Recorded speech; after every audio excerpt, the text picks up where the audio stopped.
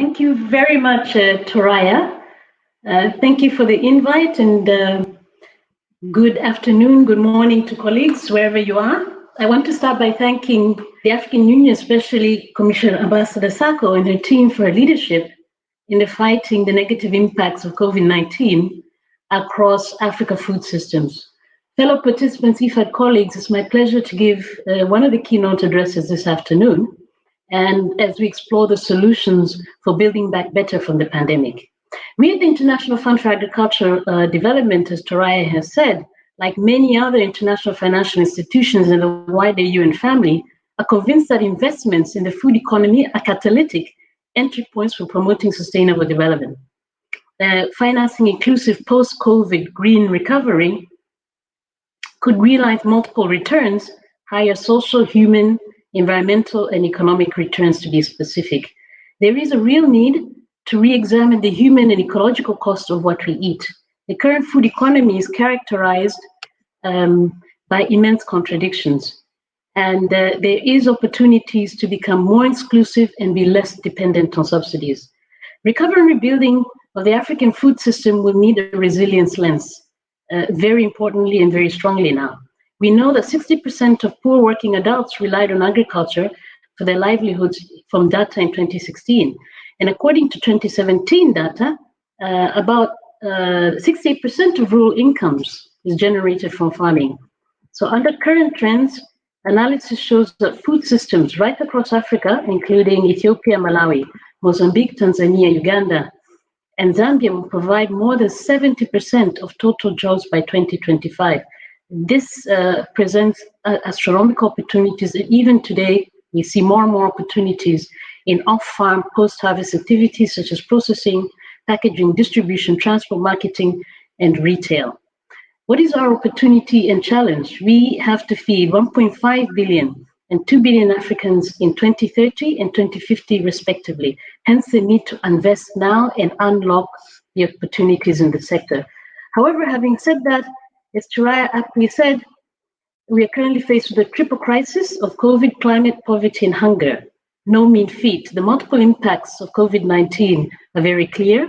There's a demand shock, which has resulted in a decline in incomes, and communities are unable to buy food because of rising prices. There's been a disruption of the food supply. There is actually worsening nutrition. There's an erosion of asset base as households dip into savings and can no longer rely on remittances. There's minimum access to inputs as well as labor disruptions as people are in lockdown and there's no planting or weeding or harvesting activities taking place. And of course, there's been a disruption to access to essential agricultural extension and other services like irrigation and mechanization. I want to end really the impacts of COVID-19 by really highlighting that women are particularly vulnerable as they are often found in the informal sector with no safety nets. They're also big caregivers. They have responsibilities for water and sanitation and hygiene services, as well as the fact that they're vulnerable during this lockdown period to sexual and gender-based violence. And our responses should really look into that. So we also have some macroeconomic impacts of the COVID-19, and these are threefold. We see inflation and commodity price volatility. We also see a general contraction of the economy as export markets have dissolved, a destruction of minus 5% to 10% right across Africa. We see reduced fiscal space and rising public debt. All of these are shocking and multiple effects that will have devastating impacts as we go forward. We know now that IMF has already granted roughly 25 countries support, fiscal support to combat that. But this leaves smallholder farmers essentially an essential actor in the food system, increasingly exposed and vulnerable to hunger, environmental risks, to climate change, we've already mentioned that, but also increasingly to conflict, fragility, and instability, coupled with outbreaks such as cyclones, droughts, and the recent locust invasion. So what do we need to do here? We need to really look at risk, agricultural risk, and find ways of mitigating that risk or transferring the risk or managing the risk. Really looking at essential tools and also trying to incentivize smallholder farmers, not only for producing food, but for all the other wider environmental services they provide. They are a key provider for pollination services, pest control, regulation of soil fertility, carbon sequestering, erosion control. All of these things we never incentivize or will pay them for, and I think it's time, as we build back better, to recognize that they provide essential, even recycling and water management services for the protection of watersheds and wider landscapes. So there is urgent need to support smallholder farmers with access to agri-inputs, post-harvest, even access to finance, and in some way support the continued access to the delivery of services. We must move away from allowing them to just have coping mechanisms to really providing solutions that will build their resilience and enable them to manage risk. Another key critical actor in the food economy for Africa are small and medium enterprises. We know, for instance, in Ethiopia, 95% of all meat processing activities are in the hands of these small and medium enterprises. They also produce 85% of the fruit globally, as well as 80% of all dairy products. In the African context, SMEs are essential service providers to smallholder farmers. So if we don't support that tissue and network of essential actors, we will not be building that better. They provide not only agri-input services, some agriculture extension, they also provide some finance, in some instances, storage, logistics, and transport services to smallholders. So how have they been impacted by the pandemic? In multiple ways. They have had to deal with unexpected disruptions of demand. They've had to incur additional storage costs. The disruptions with cross-border trade have meant that they're incurring additional costs to keep stocks there. They're still holding on to some staff, so they have overheads that they're not able to meet. With the closed points of sales, they have no means of taking their products to market, and increasingly they're facing very expensive primary inputs. And so it's pivotal and absolutely important to support the survival of this important fabric. And their survival will essentially be based on their ability to access markets, their agility in developing new business models with reduced overheads, and access to finance, not only for cash flow, but also capital investments that would allow them to adopt different models. So again, IFAD, along with other key stakeholders, really recommends the support to this.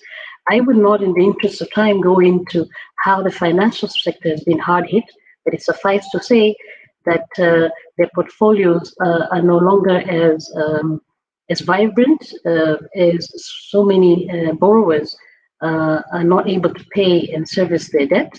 And so this needs to be strengthened. We cannot see a situation where sources of sustainable liquidity are left and that there's no further sources of equity and other forms of interesting de-risking instruments. Also, I'd like to say that markets have been largely disrupted by COVID-19, and we know the food supply distribution systems right across Africa are underdeveloped, particularly in the large urban sector. So as we build back better, we could look at different ways, whether it's spot markets, whether it's auctions, whether it's mobile markets in urban areas, that we should look into, and also really extend the digital infrastructure to allow for access to digital markets, which are showing more resilience in our physical and service markets today. Regoverning of markets is an essential policy action that needs to take place. We need to redefine what essential services are truck drivers essential frontline officers? How can we develop clear protocols at points of trade, at points of entry? How do we boost up testing capacity and traceability systems? And how do we upgrade essential systems to stop the spread of COVID-19? Now, what is IFAD's, and I'd like to end with these few points, response to the face of the pandemic? IFAD is in line with the UN socioeconomic response as the wider UN family. And essentially, we are putting together a coordinated range of activities that will immediately respond to the needs of rural poor people and prevent the erosion from results from the past investments, and hopefully enable them to mitigate the worst and build back better. So our actions are organized around 4 key interventions. The first one has been repurposing of all of our ongoing investments globally so that they're better suited to meet the shocks created by the pandemic. The second action was to establish a rapid response rural poor stimulus facility that was meant to really focus into the challenges faced by small-scale farmers. And our third response was a policy one, really boosting much-needed analytical capacity around the impacts of COVID-19 on food systems to safeguard against hunger and rises in food security.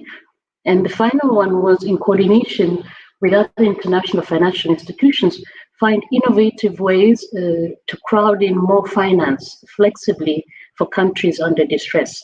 So those were the four key responses that IFAD has used. And to date, we have about 100 projects across 65 countries, which have repurposed ongoing operations. So that's about 100 million we're talking about in terms of channeling those ongoing projects to the COVID response. Under the Rural Poor Stimulus Facility, we have managed to already design and launch 60 million worth of additional grant mainly financing, really to support farmers, farmers to maintain productive capacity, support the access to markets, and also to actually, by leveraging digital, allow them to have access to essential e-commerce, e-trade, e-extension, e-insurance type services, and we're already seeing quite a lot of strength in that. Finally, I'd like to say that countries have really appreciated our analytical efforts. We are working across 27 countries to really analyze the key impacts of COVID-19 to protect the most vulnerable against the pandemic. So I really look forward to the deliberations today and to really see towards the end of the session how we can build that better and recommend and have clear policy recommendations on how we can do this. Thank you, Soraya, and over back to you. Thank you very much, Sara, for sharing this very insightful intervention on the macro and the microeconomic impact of the COVID-19, and for highlighting actually the impact on some vulnerable groups like women and smallholders. I particularly liked in your intervention the positive aspect by highlighting the opportunities like through digital and the policy interventions. And I'm equally proud of being an IFAD employee and contributing to this crisis response. So it's great that we have an opportunity also to share our